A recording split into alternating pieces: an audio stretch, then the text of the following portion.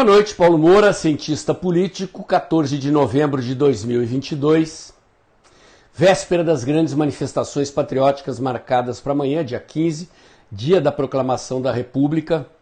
Essas manifestações revestem de centralidade, de uma importância muito grande para desbloquear o impasse que surgiu após o fechamento das urnas. Vou explicar o contexto em que nós nos encontramos e o que nós precisamos produzir como resultado dessas manifestações. Mas antes eu quero agradecer a você que tem doado pelo Pix e pela conta bancária do canal. A doação mensal que você faz aqui ajuda o canal a se manter já há mais de 2 anos, lutando por ideias liberais, valores conservadores, pela liberdade, pela prosperidade de nosso país. Quero agradecer também a você que tem compartilhado os meus vídeos, chamados amigos para seguir o canal. Seu apoio é fundamental, estamos nos aproximando de 96 mil seguidores, no rumo dos 100 mil, que eu pretendo chegar muito breve com o apoio de vocês. Vamos lá, gente.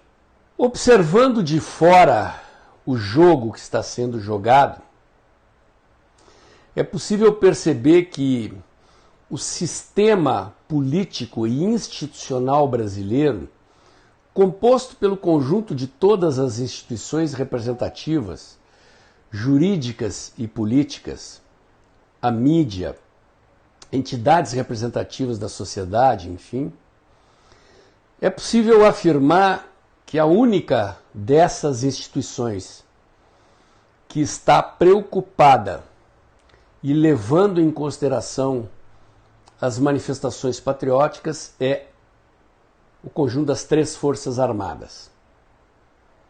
Eu expliquei no vídeo de ontem, as pessoas estão vendo aí nos vídeos, que os patriotas foram acolhidos no perímetro, em torno das organizações militares, e tem sido preservado nessa condição o nosso direito de expressão, de manifestação, de reunião, porque se dependesse do TSE, do STF, da esquerda, já teriam reprimido, prendido lideranças e censurado muito mais gente que já foi censurada até agora. Isso é um problema, gente, isso é um problema porque desde 2013 as ruas vêm pautando o jogo político. Aquelas explosões populares que aconteceram em 2013 pegaram todo mundo de surpresa, todo mundo sem exceção, nenhum analista, jornalista, comentarista, político poderia esperar que aquilo acontecesse daquela maneira, como se uma panela de pressão tivesse explodido. E desde lá nós entramos num ciclo de transformação da nação, em que as ruas vêm se impondo sobre o sistema. Eu já descrevi aqui, todo mundo acompanhou, fez parte desse processo, a resistência do sistema para empichar Dilma Rousseff. Foram praticamente 2 anos de mobilizações, desde o final de novembro, logo depois da eleição em que Aécio saiu supostamente derrotado, até agosto, setembro de 2016, quando aconteceu o impeachment da Dilma. Foi uma sequência enorme de manifestações, pequenas, grandes, médias, e o sistema resistindo, Com a eleição do presidente Bolsonaro, ainda no primeiro mandato do presidente Bolsonaro, nós conseguimos arrancar a reforma da Previdência, a lei da liberdade econômica, e aí o sistema se reorganizou e começou a barrar o movimento. Como nós tínhamos o presidente da República, e o presidente tinha o apoio das ruas e contava com o apoio das Forças Armadas, pelo menos para conter um impeachment do presidente. O presidente sobreviveu 4 anos no cargo, conseguiu alguns avanços. Nesse meio tempo fez essa aliança com o Centrão para permitir esses avanços no Congresso. Mas o poder do sistema mostrou a sua cara nessa eleição. E desde que as urnas se fecharam, com essa enorme desconfiança que foi exposta pelo relatório de auditoria das Forças Armadas ao sistema, o conjunto das instituições, à exceção das Forças Armadas, está ignorando as ruas. Essa é que é a verdade. Congresso Nacional, a cúpula do Judiciário, nenhuma surpresa aí. A mídia, em grande parte, nenhuma surpresa aí. Está operando naquele que eu chamo de modo de transição.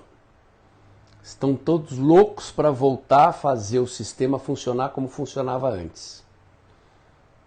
Empresários nos seus jatinhos voando para Brasília, querendo saber quem vai ser os ministros. A turma do Alckmin e do PT se engalfinhando por cargos nas equipes de transição, já projetando quem é que vai ocupar os ministérios.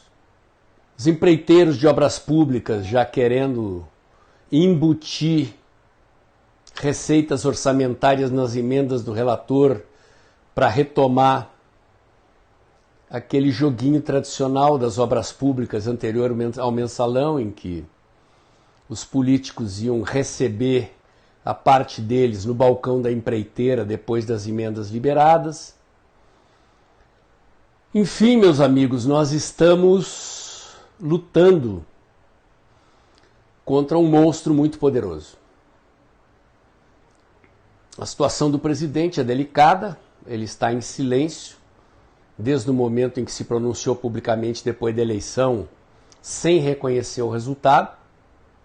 Acredito que o presidente quer evitar que aconteça com ele o que aconteceu com o ex-presidente Trump dos Estados Unidos, quer evitar um episódio como o do Capitólio, e acho que nisso ele está correto, mas a ausência do presidente, a ausência de falas do líder, de certa forma contribui para deixar o nosso movimento numa situação mais complicada.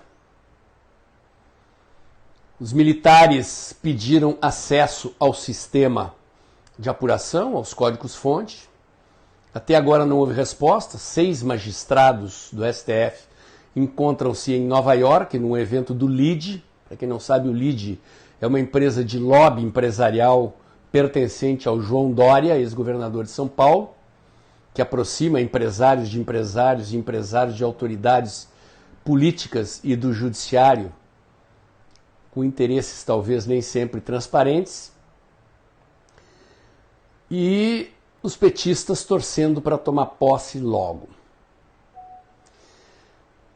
A base social do Lula é diferente da base eleitoral do Lula, gente. E aqui vai algo muito importante. A base social da esquerda no Brasil, eu acho que ela é menor do que a base da direita, né? Normalmente eu falo em 33% de esquerda, 33% de conservadores politizados e 33% de eleitores que pendem para lá ou para cá. Na verdade, eu diria assim, se você considerar os petistas mesmo, o eleitor que é ideologicamente petista, eu acho que está em torno de 20%, 25%. Como é que o Lula fez a votação que fez? Vamos supor, mesmo que ele não tenha ganho, né? Quer dizer, o Haddad na eleição passada fez 40 e tantos por cento. E o Lula supostamente fez mais votos do que nós. Supostamente. É apenas uma figura de raciocínio aqui. Quer dizer, quem são esses outros eleitores que não são petistas e votaram no Lula? Uma grande parte é um público do Bolsa Família, um público de baixa renda que acreditou na conversa fiada da picanha e da cerveja de graça.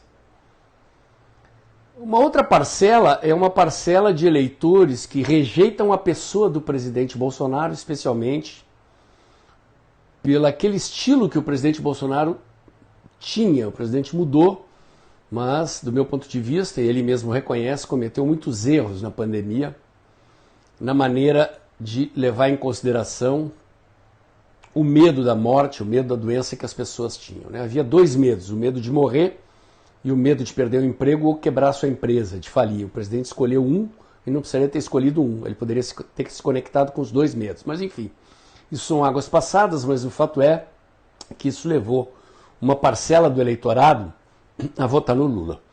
E tem, além disso, uma parcela que é, digamos assim, a turma do Alckmin, né? Tucanos sem perspectiva de poder, esses economistas do PSDB aí, Armínio Fraga, André Lara Rezende, Pércio Arida e outros, Edmar Baixa, né? Que estão ali se aproximando da equipe de transição, querendo boquinha no Ministério da Economia e assim por diante, Ministério do Planejamento, e que não são petistas, né? Eles se juntaram com o Lula porque era a única perspectiva de voltar ao poder.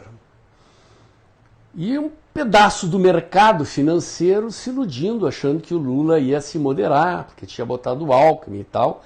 Ninguém levando a sério, ou pelo menos, né, fingindo que não levavam a sério, a conversa do Lula de que ia quebrar o teto de gastos, de que ia rever a reforma trabalhista, a reforma da Previdência, ia rever privatizações e assim por diante. Então, essa outra parcela não petista é uma parcela gelatinosa. Ela pode desmoronar a qualquer momento, antes mesmo da posse do Lula. Vocês observem que certas declarações do Lula já provocaram ruído. Por que isso é importante entender? Porque isso revela que nós temos uma oportunidade de furar a barreira do lado de lá, de rachar. Não a base social, mas a base eleitoral do Lula. E é isso que confere importância estratégica para o nosso movimento. O sistema político, o Congresso Nacional, só decidiu topar o impeachment da Dilma quando nós pusemos 6 milhões de brasileiros nas ruas. E para o Congresso decidir isso, não decidiu sozinho. Os líderes do Congresso começam a ligar para os banqueiros, começam a ligar para os caras da mídia, e começam a ver, olha, não dá mais para sustentar Dilma, a massa vai botar para quebrar se a gente não resolver, vamos tirar Dilma, botar o Temer, e a expectativa deles era eleger o Alckmin lá atrás. Mas nós melamos a festa deles, né? Então todos eles se juntaram em torno do Lula. E a grande oportunidade que nós temos de furar esse bloqueio, de fazer com que esses caras nos respeitem, é fazer uma enorme de uma manifestação no dia 15 de novembro. Ela tem que ser muito grande. Mesmo que esteja chovendo em Rio, São Paulo e Brasília, como infelizmente parece que vai acontecer, nós temos que encher as ruas. Temos que encher a rua pedindo centralmente uma coisa: a abertura dos códigos-fonte, a auditoria completa do sistema das urnas. É isto que pode comprovar a adulteração dos resultados e pode impedir a posse do Lula. Impedir a posse do Lula é o que as pessoas realmente querem. Mas, perante a imprensa internacional, perante esses caras que são, digamos assim, os donos do poder no Brasil, né? Nós elegemos o presidente Bolsonaro, ganhamos o governo, mas não ganhamos o poder de fato.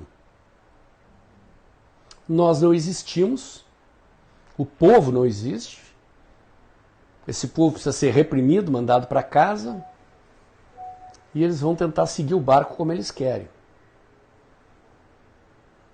E institucionalmente, para eles, o Lula foi eleito e precisa ser empossado.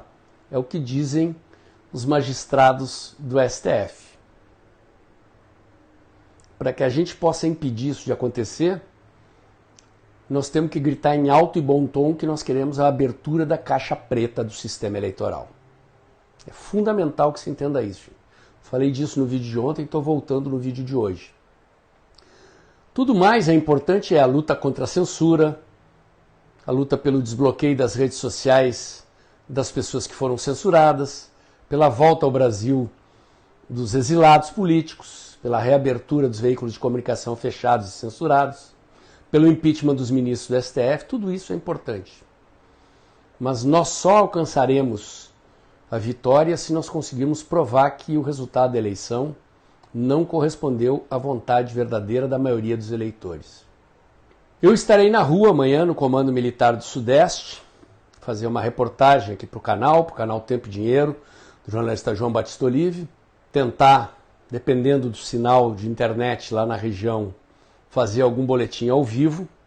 Se não der, eu volto para casa no final da tarde e edito como eu fiz com as motocicletas em outras manifestações, para que vocês tenham uma cobertura que não dependa da mídia tradicional, para saber exatamente a dimensão do que aconteceu lá.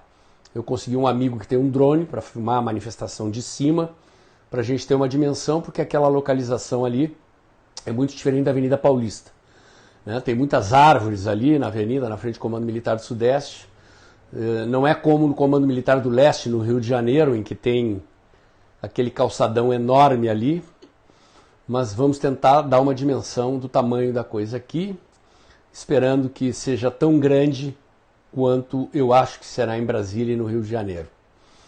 A importância dessa manifestação é central, gente. Se o Lula for empossado, tudo fica mais difícil depois, porque ele vai deter um conjunto de instrumentalidades que o poder lhe confere para comprar apoio, para galvanizar o seu poder. Deus queira que o comunismo não nos imponha esse difícil trabalho de limpar o Brasil tendo a esquerda no poder de novo. Estamos vendo o que aconteceu com a Argentina, com a Venezuela. Vamos seguir na batalha para tentar impedir que aconteça no Brasil. Deus queira que os militares cheguem a um consenso de que não é possível pacificar o Brasil sem esclarecer definitivamente a questão do resultado dessa eleição. Meu comentário de hoje era esse. Se você gostou, curte, comenta e compartilha. Bota o dedãozinho lá, aperta o sininho para o YouTube avisar você quando tem vídeo novo no canal.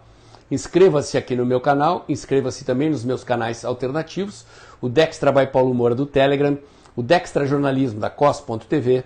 Acompanhe meus comentários diários no canal Tempo e Dinheiro, do jornalista João Batista Olive, de segunda a sexta-feira, um pouco antes das 2 da tarde. E lembre-se, o vídeo está acabando logo depois da vinheta. Aproveita que você está com o celular na mão, abre o aplicativo do seu banco, ajuda o canal a crescer, ajude a equilibrar a receita do canal, que teve uma pequena queda aí depois da eleição, mas eu sigo na batalha aqui, conto com você para compartilhar os meus vídeos e chamar os amigos e parentes para seguir o canal, que seguirá na batalha, seja qual for o destino que Deus nos reserva. Até amanhã.